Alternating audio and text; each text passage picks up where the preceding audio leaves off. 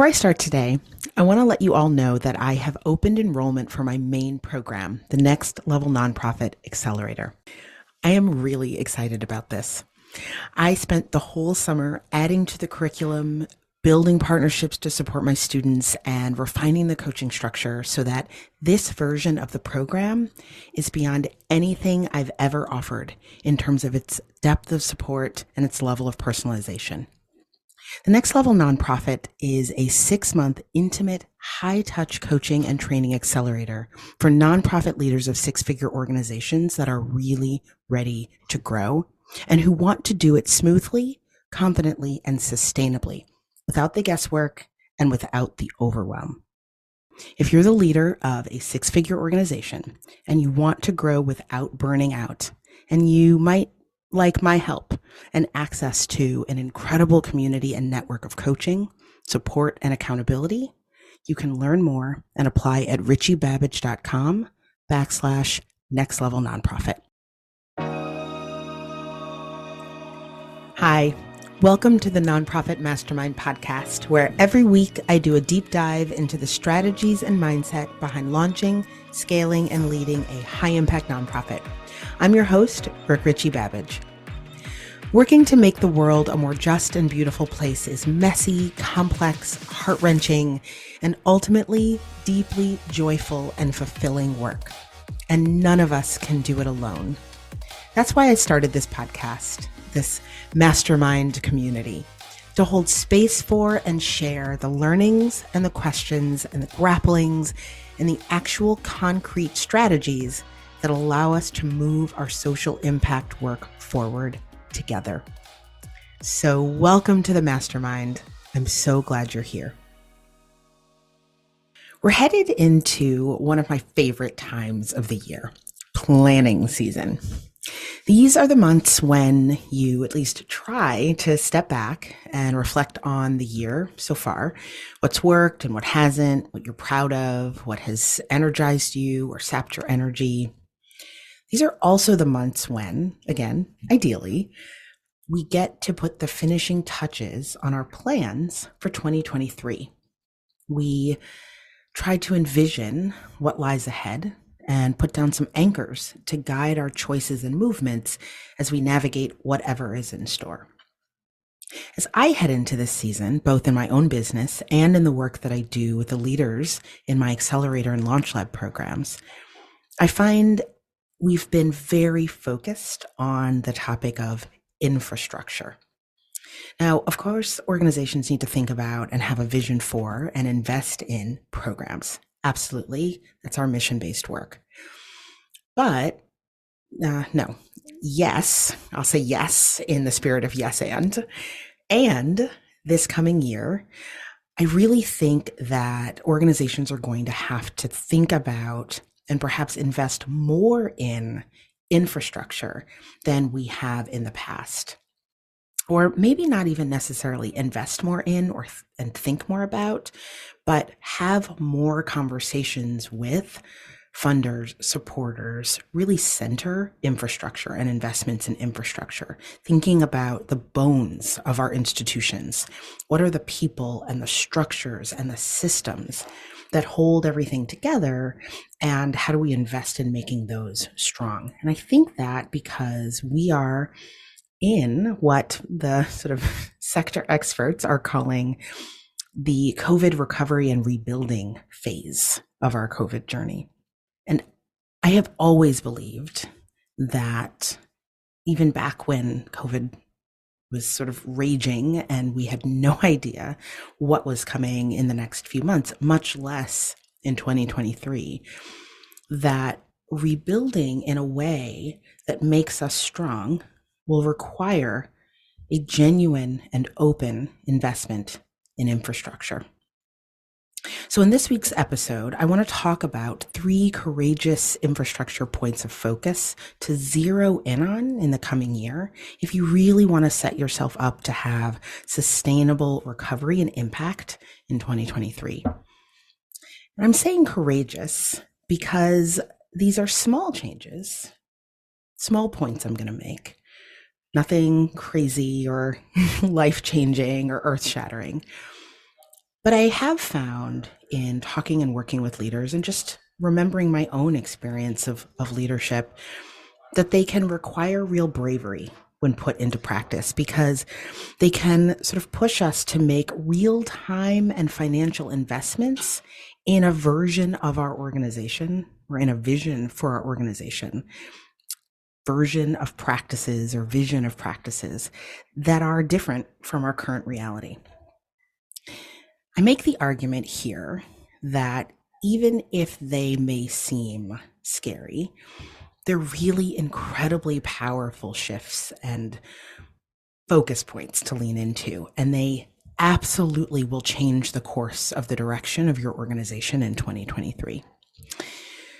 So the first one is holding your board accountable. Now, I get a lot of questions about boards and about governance. What makes a good board? What does good board governance look like in practice? Lots of questions about metrics and trainings. Those are all super important. But here's the thing. It's just not that complicated. Somehow, over the past half century, and I'm a total history sort of geek. I was a history major. I love all things history. I think we learn so much from history.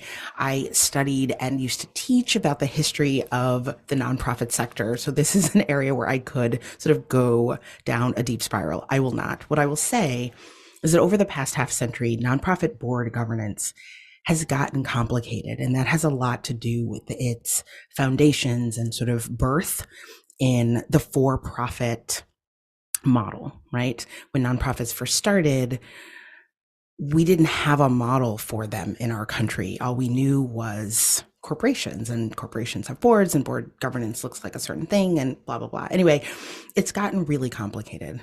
But good governance is actually not complicated or hard.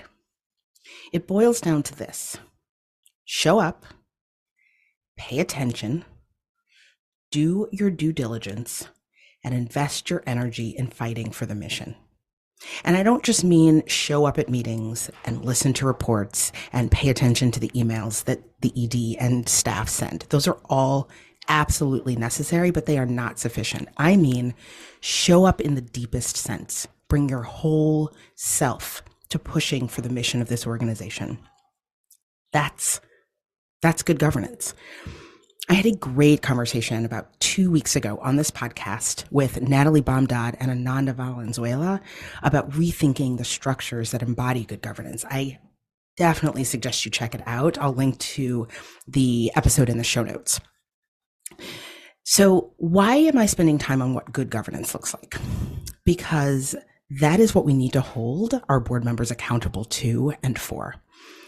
We spend a lot of time and energy thinking about and talking about and feeling frustrated about how many board meetings members come to, and are they bringing people to our events? Those are all the tips of much deeper, meatier icebergs.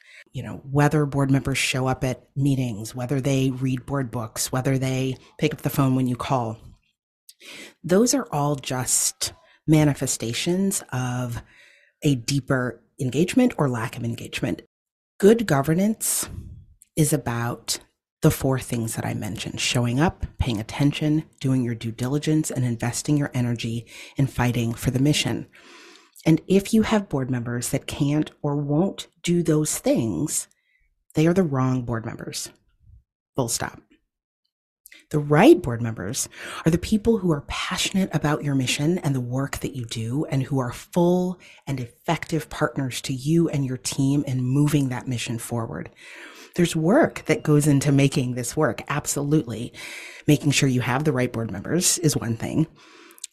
Also making sure that they have the information and resources and the training to be effective partners and to be effective ambassadors.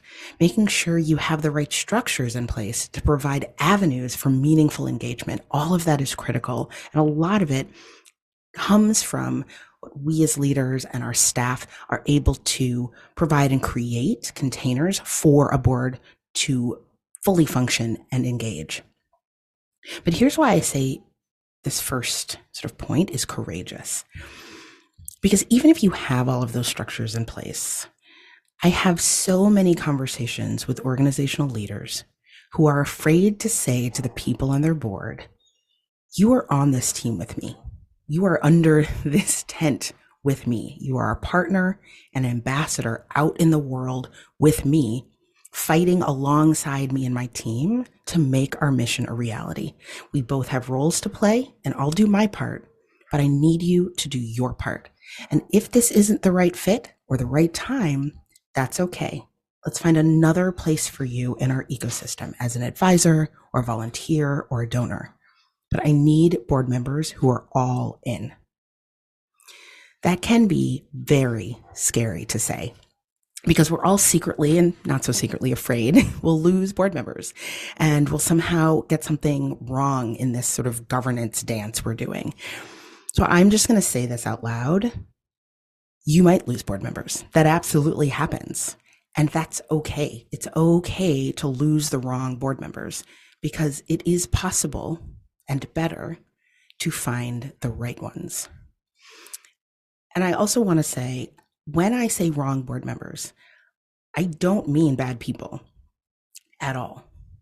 I mean people for whom this isn't exactly the right mission. It was the right mission 2 years ago or 4 years ago when they joined, and it isn't now. Something has shifted, the strategic focus or the nature of the work or their understanding of the work.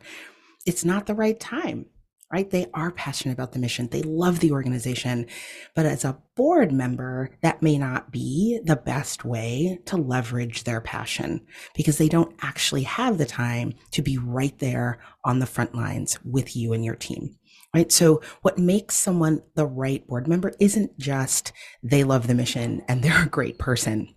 Those are absolutely necessary. You also want to make sure that the people on your board have said, yes, I have the time. Yes, I'm willing to give it. Yes, I'm willing to bring my talents and my attention and my energies and my networks. And when they say that, and when they raise their hand and say, yes, I'm going to join the board, we have to be courageous and say, then there are things I'm going to need you to do. There are ways I'm going to need you to show up. There's a partnership, a level of partnership that we're going to have to be in for this to work. Now, I do a deeper dive into this whole sort of board engagement piece in the fourth part of my 4-part Focus on Growth training bundle. You can get that at richiebabbage.com/Focus on Growth bundle. I talk about what it looks like in practice, and I give some sort of strategic resources and ideas for how to build a highly engaged board, what's sort of at the core of that. And it starts with the kinds of brave conversations that hold them accountable for showing up.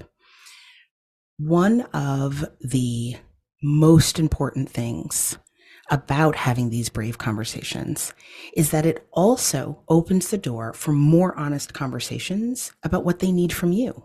What do you need in order to be all in? So that's point 1, right? Hold your board accountable.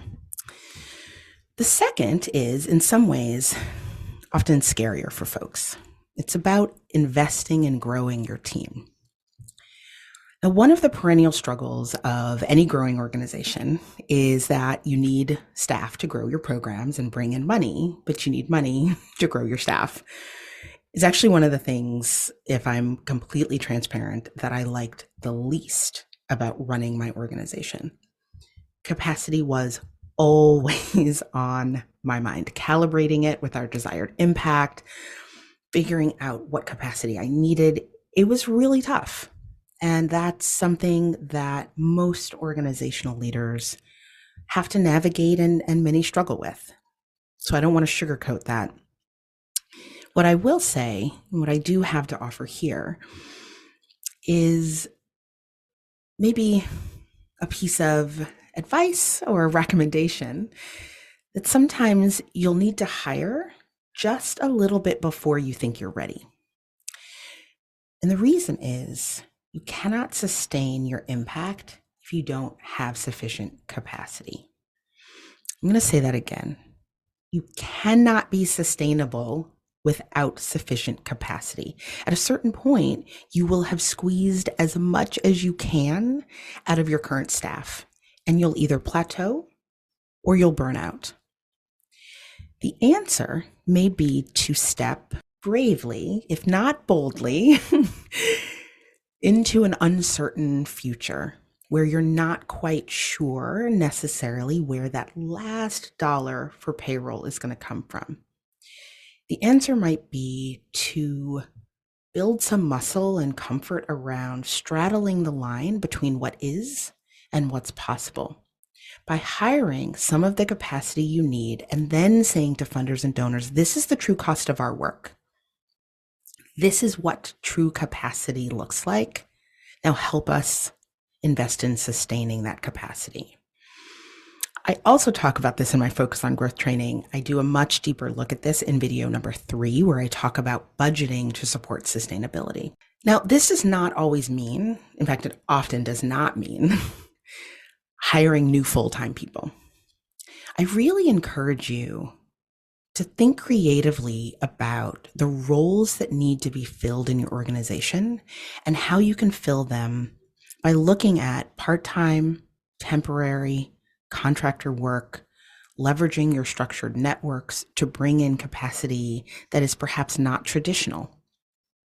I would look, for example, at universities for partnerships to build out fellowships that offer stipends. That's actually how I grew my legal research team at my organization. I had a really incredible legal research arm and policy arm of my organization long before I had the budget to pay a full-time policy person. I would also think seriously about investing in virtual assistants to do the kinds of low leverage tasks around fundraising and communications, especially, that can take up the capacity of your existing team. So investing in growing your team, bringing new people on, does not have to mean hiring a new director, but it does mean looking at the roles that need to be filled, being honest and serious with you and your team about where you are lacking capacity, and bravely beginning to invest in that capacity. And yes, it is a calibration, and yes, it is a calculated risk, but it is one that's absolutely critical that you gain some comfort making. The upshot here is that you must have real capacity to fuel your mission. And while it may feel safer to duke it out with the capacity you have until the money comes in, that simply isn't always the most strategic choice if you want to continue to have the impact that you're having and grow over time. So the final courageous shift that I recommend thinking about and making in 2023 is investing in yourself. And really specifically, investing in thinking and planning time for yourself. There is a real relationship between creativity and stillness. When we are constantly in go mode, our brains experience that as a version of fight or flight. Think of it like tunnel vision. When you're constantly focusing intently on the tasks and challenges directly ahead of you, you're not seeing or able to take advantage of the opportunities and resources around you. And that's really dangerous for the sustainability of your organization. When you can't see the entire chessboard, you can't move as strategically. You can't think or plan. You can't vision when you don't make time in your calendar to actually invest in those things. Now, I've talked so much about high leverage tasks on this podcast and in my other materials. I'll include some links in the show notes to past episodes where I talk about this.